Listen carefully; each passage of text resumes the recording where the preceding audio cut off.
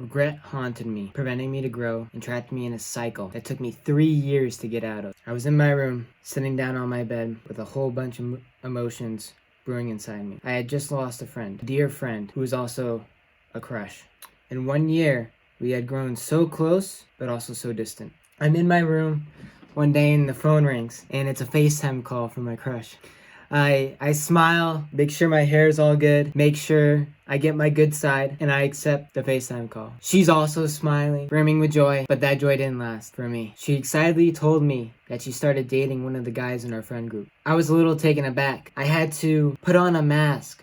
The outside was smiling, but inside, my heart was shattered. Over time, we started to see less and less of the couple. The frequent FaceTimes I'd get from my crush started to dwindle. I could only reminisce about the times we were talking about our dreams, our frustrations from school, how well track practice went, and that we made varsity. But I couldn't show these emotions, so I bottled them up. I shoved them down, and shoved them down, and shoved them down, because I had to be happy for her, and I tried to move on. And as time went on, I kept pushing down the jealousy, the sadness, loneliness. Eventually got to a point where we hardly saw the couple anymore, and the other friends in the group started to complain that they also lost their dear friend. And I was just fed up. I wanted things to change to how they were before they were a couple. I wanted my friend back. So I'm typing a message on Snapchat, typing. I'm pouring all my emotions into it. And I reach the word limit on Snapchat. I mean, that thing was lengthy. And I was so shocked because I didn't know there was a limit.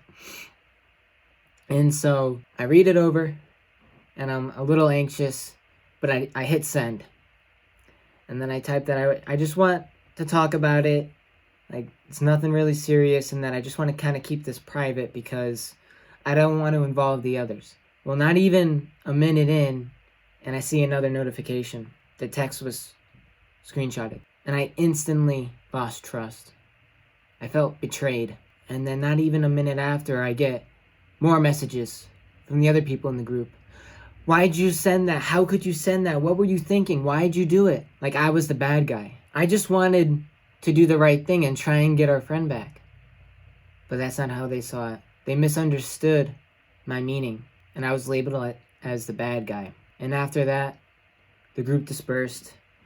Those friends that I got very close to in a year became strangers. If you've experienced a situation like this or in it now, you know how much it can hurt. And I look back and wonder, if I had never sent that message, would I still be friends with them?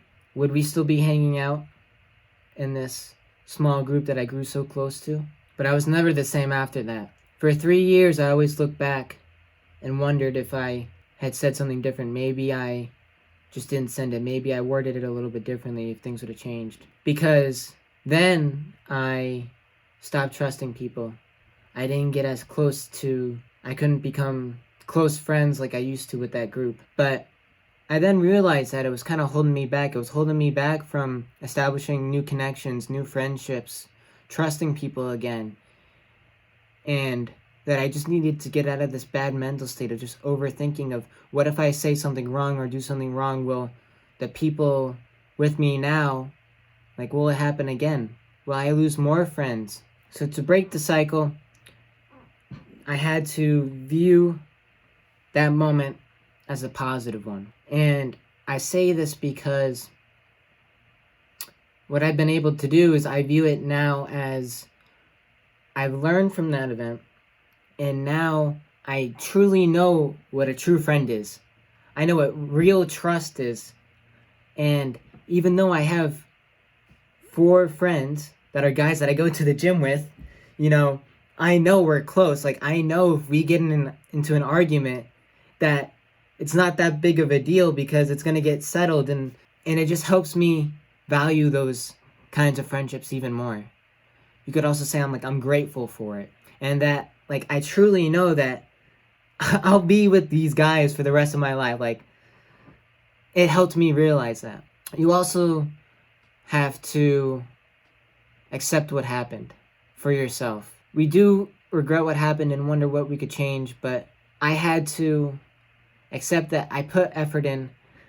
I had good intentions and it just didn't work out, and that I shouldn't beat myself up about it because it then affected the friends I had now, and then it would affect the friends I'd make in the future.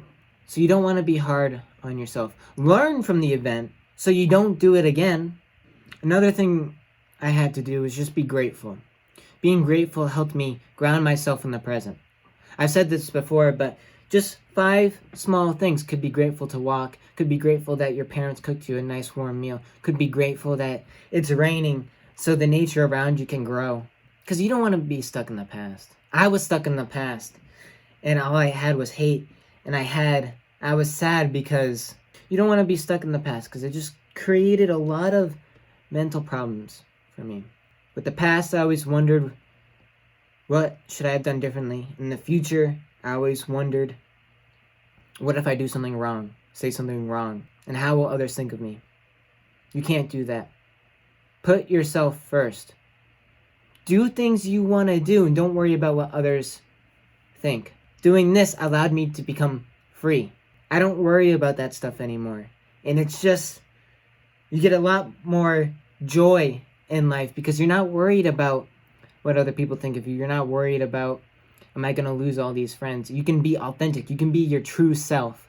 So I want you to imagine how good you'd feel getting rid of that regret, breaking the cycle, destroying that mental wall you put, and imagine how much you could grow once you let go of that regret. Imagine the beautiful connections you can make with the new friends, the smiles you'll get from talking about the things you enjoy, the laughter filling up the room, and deep down you just get a sense of like fulfillment and know that these are true friends. So let go of the past, be present, and break the cycle.